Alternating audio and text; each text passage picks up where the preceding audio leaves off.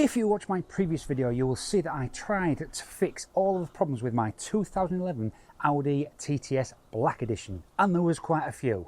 Just to recap, I've got an ESP warning light, I've got an ABS warning light, I've got a headlight level adjustment warning light, and I've got the rear spoiler warning light.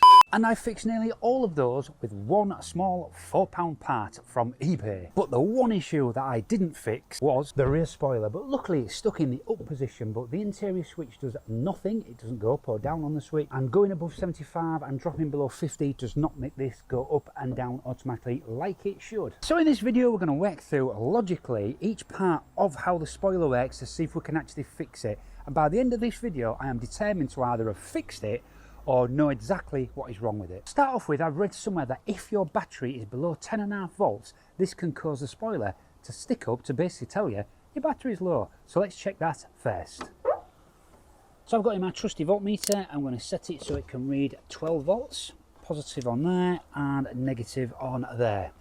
And that gives that a reading of 11.28. So the battery is well above the 10.5 volt mark. So we'll tick that one off as being okay. So now we know the battery's okay, the next check is the fuse. So my researchers told me that the fuse is located behind here. So to get to here, we're going to have to take this off to get this off.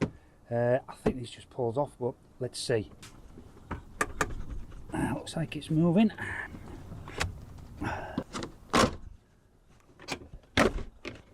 So it's held in down there, broken one of the clips as always. So it needs to come up a little bit and then push forward. But luckily, I think I've rescued 3 of the 4 clips. I think this bottom tray needs, might be able to get out without taking that tray out the bottom. I'm hoping to drop that a seat.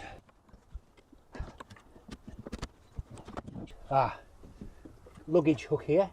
Looks like it's got 2 star bolts on there, so let's go get the screw set and take those out.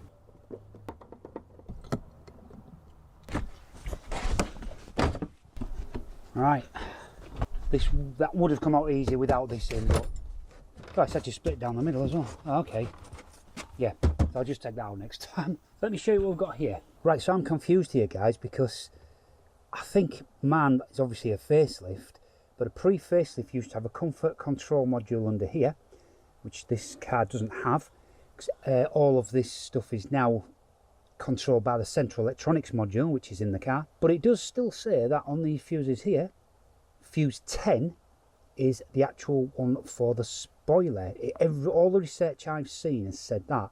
Now fuse 10 is starting from the top at 12, 11, 10, it would be that place where I've got a gap. So I'm confused. The research I've been doing, I cannot find where the fuse for the spoiler is. If you guys know, drop it in the comments, but what I'm going to do, I'm going to carry on as if there isn't a fuse problem here. And let's move on to the next stage, which means getting this thing off and having a look under here and actually having a good look at the motor itself. So to do this, we start by taking off this grab handle here, and it's just a couple of torque screws right inside the handle there. This is where I lose them.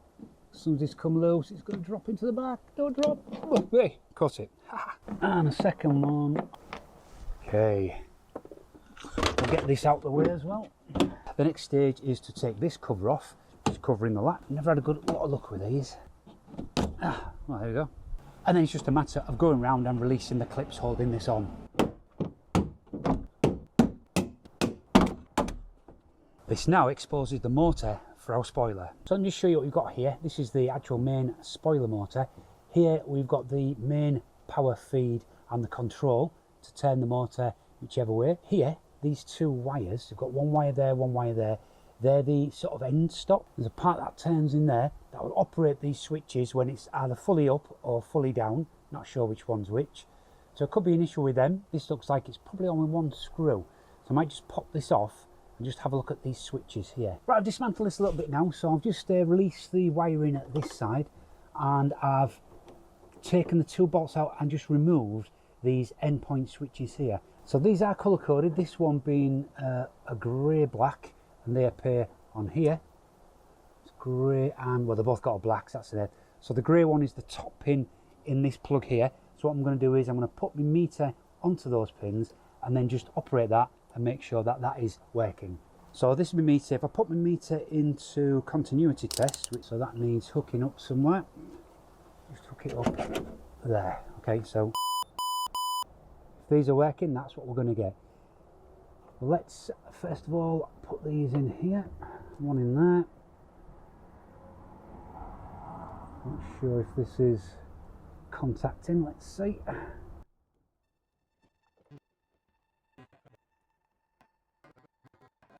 So this is the motor here, and this piece here operates the micro switches.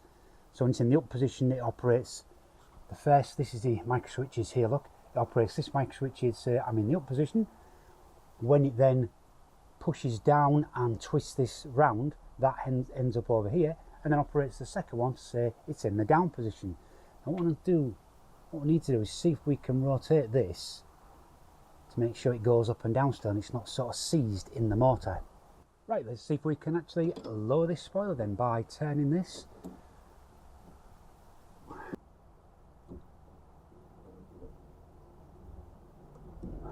And yeah, the spoiler is now down, so that kind of shows that this problem is more than likely electrical rather than mechanical. So let's put this spoiler back up because it needs to be stuck in the up position for safety. Now note this is a DC motor, so the way this will work is it'll get the 12 volts in on one side to raise the spoiler and then reverse it to lower the spoiler. So what I'm going to do is, I'm going to tap off the battery here with some wires and just see if we can pop them in to the end of there and just see if we can actually get this motor to activate, because it could be that the motor's broken. If the motor activates, then it's definitely not a problem at this end and it's a problem further down the line. Right guys, what I've done here, I've just took some electric cable and I've pushed them into the wire terminals there, and I'm going to just touch the other end onto the battery one way and then the battery the other way to see if it moves the motor. Do not try this at home. This is just me entertaining you guys with something I think might work. I do not advise just a mess like this with your car battery. You could blow the car up, blow fuses, damage ECUs, anything like that. Anyway, let's see what happens. Right, so what we'll do is we'll put the brown on the negative and the blue on the positive. Whoa, yes. Right, now we'll turn around, blue on the negative and the brown on the positive. So it definitely proves to me that this is not a mechanical issue, this is more of an electrical issue. Let's keep on digging. Right, let me just show you what dodgy contraption I've got rigged up now. So what I've done here is I've taken my meter and I've plugged it in to the two wires which would be the power to the motor here. Right, so what I'm looking at, I'm going to put this on volts and I've hung it on this wire here, so I'm going to the car and press the spoiler switch and see whether we get a voltage to the terminal here. Right, so now I've rigged up the camera so you can see that voltage. I'm sat in the cab, I'll tell you when I do things. So ignition on now, no change in the voltage. Right, so I've just started the engine now and I'm going to press and hold the spoiler switch. Now that just gave one little blip. I'm going to press and hold it again. And look at that, that is giving constant 12 volts, positive 12 volts. So now we've just got the warning on the dashboard that the spoiler is not operating. Right guys, with this contraption hanging here, when I go into the car, when I press the spoiler button, I do see 12 volts appear here. So 12 volts is coming on this connector, which is coming from the control module. What it doesn't seem to be doing is getting through to the other end of that, through here, into the actual motor itself. So I'm looking for continuity. So when we touch them together, get the sound. And this is on the red wire here.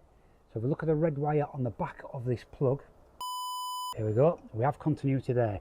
So let's go to the front of the plug and just touch on the pin and we have continuity. Right, put this onto the blue wire, so when I touch on to the terminal in here, I get nothing, but it's intermittent. I get it sometimes and then I don't, because now I'm not getting it on the back. This is so weird, but I've noticed there is some components in line here, so I'm going to cut this open. Let's just see what's in here. Right guys, not sure if you can hear it, but so I've just opened this. There's a couple of resistors in there, but if you listen to this, something not connecting right at this end here.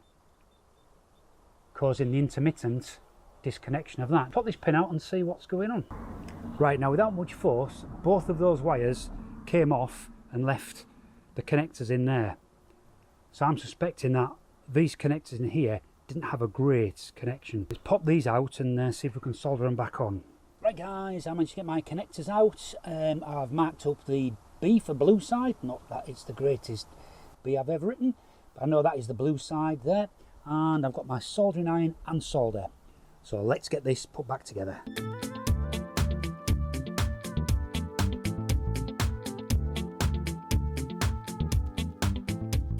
Right, we'll just confirm that we've got continuity. So touching the red there and touching the red. Yep. Touching the blue and touching the blue. Yes. So let's pop these back into the plug and we can plug that back in and give it a test. Testing time, so you'll probably see the motor move if it works.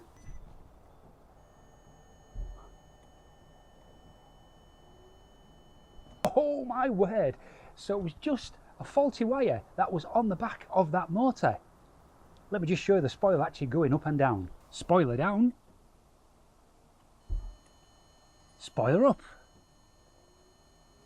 Right, so I've hopefully got the camera in a position where you can see out the back window. Now, it is overexposing the back window, but hopefully you should be able to see when the spoiler does come up. Right, so we're going to be joining the motorway in a moment, guys. So let's see. I'm going to need to get up to 75 before the spoiler comes up. And hopefully I'll have a chance to do that. Right, here we go. 60, 70, 76. And she's up, yes! I can't see, my mirror's covered by the camera. So what I need to do now is get below 50 and then the spoiler should automatically go down. Now we're braking now, so that's good. 55, 50, yes! Fixed! Back to the garage. Give me a brake car, can't believe it again. So now we've got, it's only a brake light, but it's the right brake light, it says it's out. So I can fix that when we get back home. So there you have it, that's all the faults fixed on my Audi TTS. So now it's time to start doing some mods, but that'll be in the next video. So I hope you enjoyed this. If you did, then don't forget to subscribe to this channel and give this video the thumbs up to help me with those analytics and build this channel just for you guys. Till next time, stay safe.